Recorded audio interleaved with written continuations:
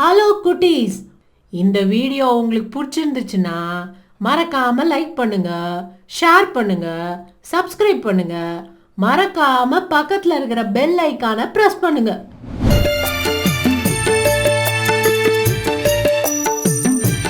பூஜா, இங்க வாமா. என்னம்மா, ஒரு உதவி பண்றியா? கடைக்கு போய் கருவேப்பிலை கொத்தமல்லி வாங்கிட்டு வரியா? இந்த காசு. சரிம்மா. அம்மா, தேஜாவையும் கூட கூட்டிட்டு போறேம்மா. சரி, கூட்டிட்டு போ. ஓரமா போங்க, ஜாக்கிரதை.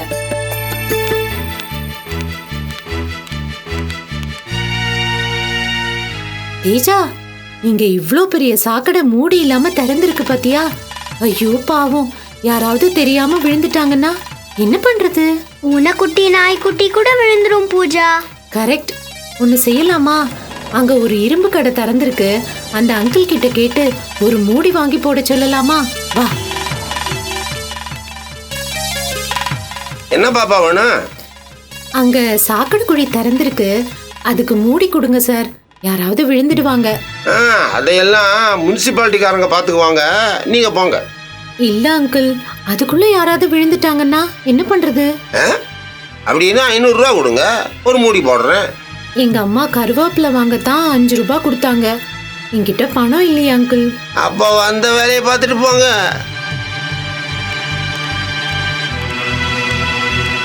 பூஜா, ரோட்ல வர ஆண்டி அங்கிள்கிட்ட எல்லாம் கேட்டு பார்க்கலாமா? Good idea. அங்கிள் அங்கிள், எங்களுக்கு கொஞ்சம் பணம் கொடுக்குறீங்களா அங்கிள்? அங்க ஒரு பெரிய சாக்கடை திறந்திருக்கு, அதுக்கு மூடி வாங்கணும் அங்கிள். அட, நல்ல பசங்களா இருக்கீங்களே. இந்த 100 ரூபாய். ஆண்டி ஆண்டி, எங்களுக்கு பணம் கொடுங்க ஆண்டி. சாக்கடை திறந்திருக்கு, அதுக்கு மூடி வாங்கணும் ஆண்டி. இந்த வயசுல நல்லா சர்வீஸ் பண்றீங்களே. இந்தாப்பா 20 ரூபாய். Very good, keep it up.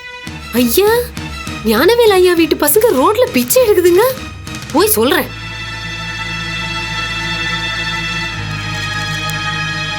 ஐயா ஐயா, ஞானவேல் ஐயா, ரோட்ல ஒரு அநியாயம் நடந்துகிட்டு இருக்குதுங்க. நீங்க அது தெரியாம இங்க குந்திங்கன்னு பேப்பர் படிச்சு நிக்கிறீங்களே. என்ன அநியாயம்? கடுத்தெருவுல உங்க 2 பசங்களும் போற வரவங்க கிட்ட எல்லாம் காசு கேட்டு பிச்சை எடுத்துனுக்குறாங்க. என்னம்மா வளர்ற? நீ வேற யாரையாவது பார்த்துருப்ப. நான் என்ன டூப்பா விடுறேன், மெய்யாலுமே தாங்க என் கண்ணால பார்த்தேன்றேன்.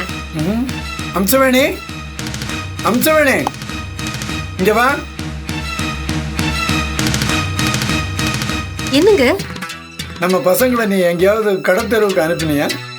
ஆமாங்க, கருவேப்பிலை கொத்தமல்லி வாங்கிட்டு வர சொல்லி அனுப்புனேன். அவங்க 2 பேரும் ரோட்ல போறவங்க வரவங்க கிட்ட எல்லாம் காசு கேட்டுட்டு இருக்காங்களாம். செல்வத்தோட அம்மா சொல்றாங்க. என்னங்க, போய் பார்த்துட்டு வாங்க. நம்ம பசங்க அப்படிலாம் பண்ண மாட்டாங்களே. என்ன ஆச்சு தெரியலையே. சரி சரி, பதறாத, நான் போய் பார்த்துட்டு வரேன். இந்தாங்க அங்கிள் பைசா, ஒரு மூடிய போடுங்க. ஓரமா போங்க, ஓரமா போங்க, இல்லாட்டி விழுந்துருவீங்க. டேய், ஒரு மூடி எடுத்து அந்த சாக்கடை மூடுறேன். பூஜா, தேஜா, என்னமாச்சு? எல்லார்கிட்டையும் காசு கேட்குறீங்களா? செல்வத்தோட அம்மா சொன்னாங்க. ஐயா, இது உங்க பிள்ளைங்களா? தெரியாம போச்சுங்க. ரோட்ல திறந்திருக்கிற சாக்கடையை மூடி கேட்டாங்க. நான் பணம் கேட்டேன். ரோட்ல போறவங்ககிட்ட வசூல் பண்ணி கொடுத்துட்டாங்க. எத்தனை நல்ல பிள்ளைங்க. தெரியாம அவங்ககிட்ட காசு கேட்டு தப்பு பண்ணிட்டேன் ஐயா. என்கிட்ட பணம் கேட்டிருந்தா கொடுத்துருப்பேன். பரவாயில்ல, விடுங்க விடுங்க. என்னம்மா இப்படி பண்ணிட்டீங்க? இல்லப்பா, லேட் பண்ணினா அதுக்குள்ள யாராவது விழுந்துட மாட்டாங்களா? அதான் கொன்றை வேந்தன்ல நம்ம அவ்வை பாட்டி ஐயம் புகினும் செய்வன செய் அப்படின்னு சொல்லிருக்காங்கல்ல. நாங்க செஞ்சது தப்பாப்பா? தப்பே இல்லம்மா. போட வேண்டியவங்களே காசு அமுக்கிற காலத்துல பிச்சை எடுத்தாவது செஞ்சிருக்கீங்களே. உங்களை பெத்ததுக்கு பெருமைப்படுறேம்மா.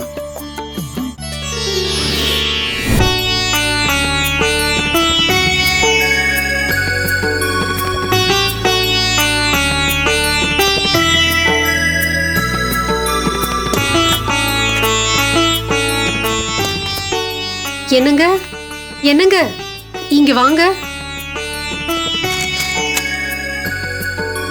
என்ன அம்சவேணி, கற்பூரம் காட்டும் போது தான் எப்பவும் கூப்பிடுவேன், இன்னைக்கு பூ வைக்கும் போதே கூப்பிடுறேன். 2 முழம் பூவை கட் பண்ணி எல்லா படத்துக்கும் வச்சுட்டேன்.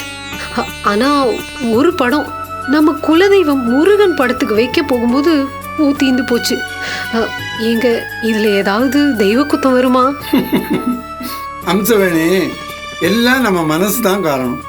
இப்போ இந்த பூவை வைக்காம போனாலும் கடவுள் கேட்க போறது இல்லை. நீ மொத்தம் உள்ள படங்கள்ல ஒண்ணுக்கு தானே வைக்கல, வச்ச சாமியெல்லாம் உன்னை காப்பாத்தாம போகுமா? என்னவோங்க, நீங்க என்ன சமாதானம் சொன்னாலும் எனக்கு மனசு ஒப்பவே மாட்டேங்குது. ஒரு தடவை நம்ம குலதெய்வம் கோயிலுக்கு போயிட்டு வந்துடலாங்க. சரி, உன் இஷ்டப்படி செய்வோம். அப்பா, குலதெய்வம் கோயில்னா என்னப்பா? நீ 1 வயசா இருந்தப்போ அங்கதான் போய் மொட்டை போட்டோம்மா. பழனி மலை மேல இருக்கிற சாமி. ஹை, மலையா? போகலாம்ப்பா. அங்க ரோப் காரெல்லாம் இருக்குன்னு டிவில காண்பிச்சாங்க. ஆமாங்க, குழந்தைங்க சின்ன வயசா இருக்கும்போது போனது, அவங்களுக்கும் மறந்துருக்கும். அதுதான் போகலான்னு சொல்லிட்டேனே. நீ எது சொன்னாலும் நான் கேட்பேன் அம்சா.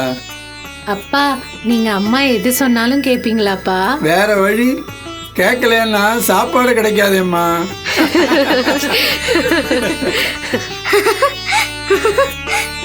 எவன்டாவன் புரிஞ்ச மாதிரி தனியா சிரிக்கிறவன்?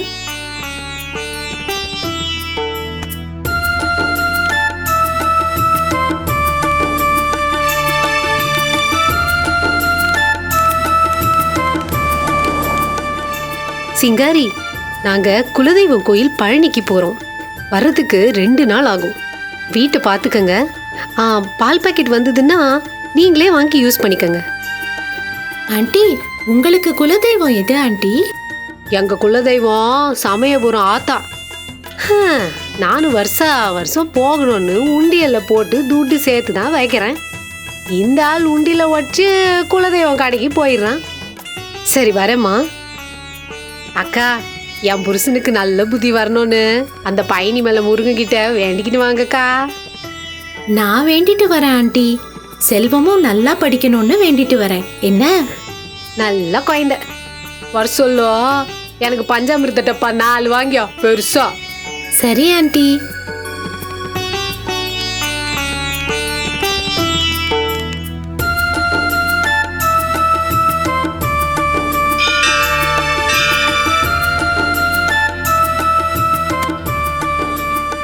அப்பா, எப்படியோ அந்த முருகன் புண்ணியத்துல கூட்டம் இல்லாம தரிசனம் கிடைச்சதுங்க.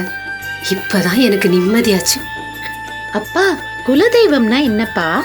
ஒவ்வொரு குடும்பத்துக்கும் ஒரு சுவாமி இருக்குமா.